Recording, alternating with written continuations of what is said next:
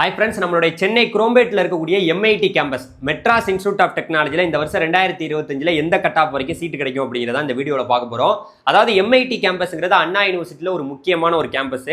இந்த கல்லூரி வந்து 1949 ஆரம்பிச்சிருக்காங்க. 75 வருஷ பழமையான ஒரு கல்லூரி.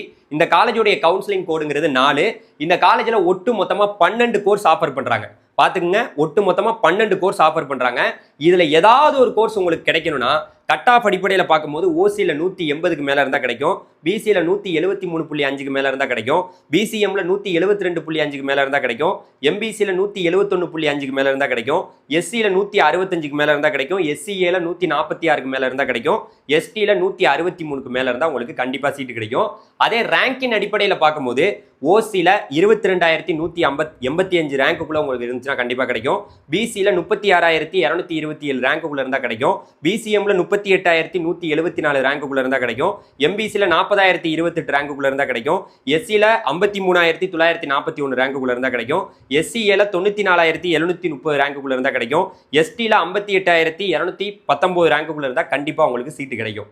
அதாவது இந்த கல்லூரியில நல்லா புரிஞ்சுக்கணுங்க, 12 கோர்ஸ்ல ஏதாவது ஒரு கோர்ஸ் உங்களுக்கு வேணும்னா மட்டும்தான் இப்போ நான் சொன்ன கட் ஆஃப், நான் சொன்ன ரேங்கை நீங்க பார்த்துக்கணும்.